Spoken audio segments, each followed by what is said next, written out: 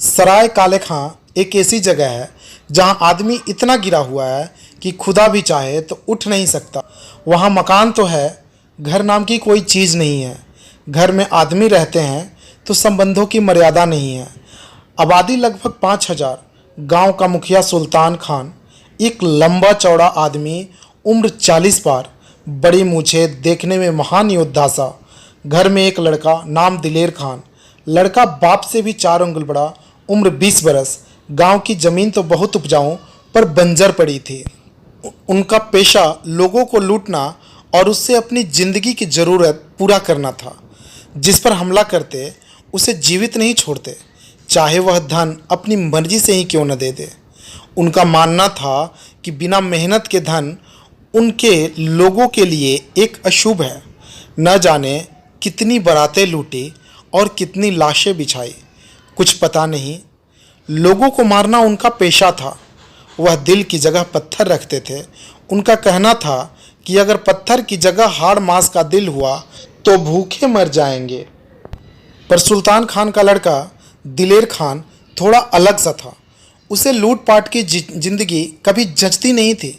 कभी कभी उसका मन करता सब कुछ छोड़कर कहीं चला जाए, ऐसी जगह जहां वह अपने हाड़ मांस वाले दुनिया से हटकर कुछ अलग सोच सके, उसके फैसले ले सके। समय बढ़ता गया, दिलेर खान का मन और उबता चला गया। आखिर एक दिन उसने काले खां सराय को अलविदा कह दिया। वह रात भर पैदल चलता रहा।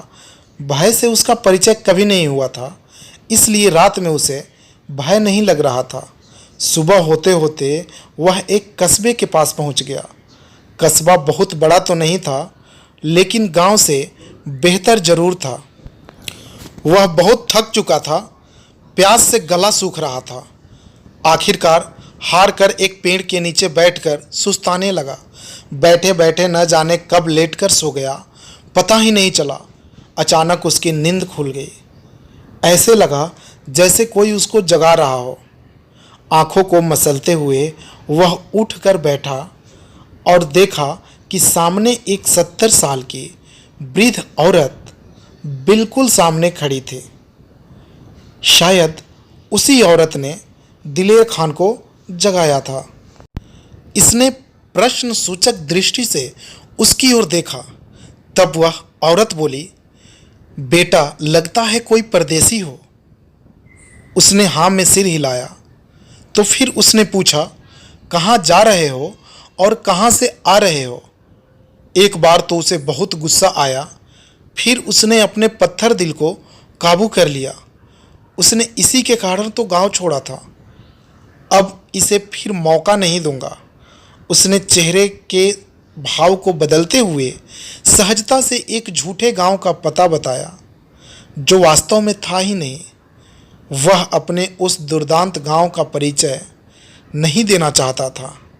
फिर बोला, माँ, मैं काम की तलाश में हूँ। जहाँ काम मिल जाएगा वहीं रुक जाऊँगा। मेरे मुंह से बहुत दिनों बाद माँ शब्द निकला था। माँ ने बड़ी आत्मीयता से पूछा, कुछ खाया भी है या भूखा है तू? झूठ नहीं बोला गया। बोला, नहीं अभी तक तो नहीं, अब कहीं से कुछ लेकर खा लूँगा। तब बोली, अगर मुझ पर तुझे भरोसा है तो चल, मैं तुझे अपने हाथ से खाना बनाकर खिलाऊंगी। पता नहीं क्यों हमें उसकी बातों पर इतना भरोसा हो गया, जो खड़ा होकर उसके पीछे चल दिया। थोड़ा दूर जाने के बाद एक छप्पर वाले मकान के सामने वो बुढ़िया खड़ी हो गई। उसके दरवाजे में ताले लग रहे थे। ताले को खोला और दरवाज़ा खुलते ही वह मुझे अंदर ले गई। अंदर से मकान बहुत सुंदर बना हुआ था, बिल्कुल साफ सुथरा था। भीतर पड़ी चरपाई पर मुझे बिठाकर वह अंदर चली गई। वापस आई तो उसके हाथ में एक लोटा पानी और एक बर्तन में गुड़ था। उसने पानी पीने को कहा। मैंने थोड़ा गुड़ खाकर और भर लोटा पानी पी लिया। बुढ़िया ने एक बाल्टी और लोटा लाकर मुझे दे दिया। बोली, जाकर कुएं पर नहा ले, थकान छू मंतर हो जाएगी। मैं बाल्टी लोटा उठाकर उसकी ओर देखने लगा। उसकी बातें मुझे अच्छी लगने लगी थी। वह फिर से भीतर चली गई। जब वापस आई तो हाथों में एक अंगोछा और एक सफ़ेद धोती थी। मुझे देकर बोली, जाओ सामने एक कुआं है, वहीं नहा लेना। अभी मैं कुछ सोच ही रहा था, अभी मैं कुछ सोचता, तब तक उस बुढ़िया माँ ने एक आवाज़ लगाया।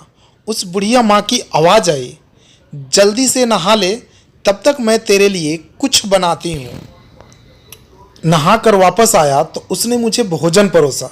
इतना स्वादिष्ट खाना मैंने अभी तक अपनी ज़िंदगी में कभी नहीं खाया था। उसके बाद वह एक गिलास छाछ ले आई और बोली, इसे पी लो ताकि खाना पच जाए।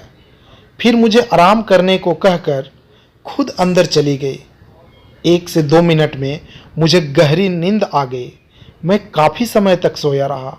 फिर जब उठा तो देखा कि चारों तरफ हल्की धूप फैली हुई थी। तभी वह बुढ़िया माँ आई और मुस्कुरा कर बोली, कुछ खाने का मन हो तो बताओ। फिर वह गुड़ चबैना लेकर मेरे पास आ गई और सामने रख दिया। मैं धीरे धीरे चबाता हुआ सोच रहा था कि मैं जहाँ से आया हूँ वह दुनिया सिर्फ खुद के बारे में सोचती है, और यहाँ मैं आया तो उसने अपरिचित को अपने बेटे की जगह दे दी। फिर बुढ़िया माँ ने मेरी विचारों की श्रृंखला को तोड़ दिया। बोली, यदि तुम काम करने की इच्छा रखते हो तो मैं तुम्हें काम बता सकती हूँ। देखो बेटे, मेरे पास बहुत काम है। यदि तुम काम करना चाहो तो मैं तुम्हें बता सकती हूँ, बाकी तुम्हारी मर्जी है। यदि तुम काम करना चाहते हो तो मेरे पास कृषि लायक बहुत ज़मीन है, तुम उसमें अपना भाग्य आजमा सकते हो। बदले में मैं तुम्हें हर महीने 4 रुपए दूंगी। रहने के लिए मेरे घर रहो और खाने के लिए मेरे घर खाना भी खाओ, पैसा नहीं देना है। मैं बोला, माँ आप मेरे बारे में क्या जानती हो, मैं कौन हूँ, पहले मैं क्या करता था।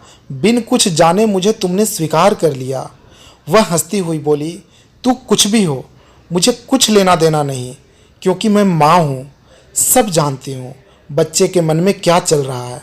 मान ले तू कोई डाकू है, क्या करेगा, मुझे लूट लेगा या ज़्यादा से ज़्यादा मुझे मार देगा।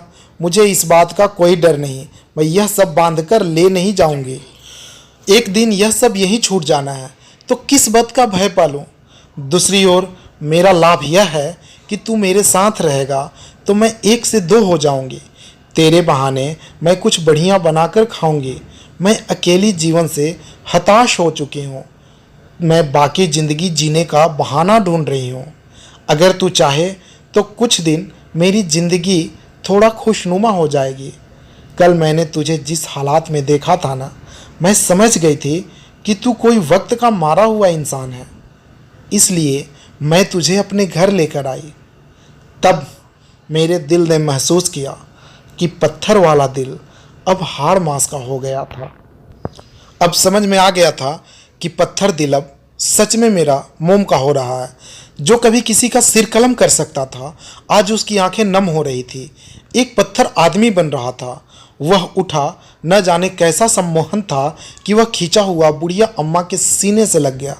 बाद के दिनों में पता चला कि उस बुढ़िया माँ के कम उम्र में ही पति मर गया और 20 साल का लड़का था जो नदी में नहाते समय डूब कर मर गया। सचमुच वह माँ महान थी, वह बुढ़िया माँ आज जिसने पत्थर का दिल मोम का कर दिया, जिसने मुझे मोम का बना दिया, एक इंसान बना दिया। तो मिलते हैं अगले वीडियो में। चैनल को सब्सक्राइब जरूर करें, शेयर करें, लाइक करना ना भूलें। मिलते हैं।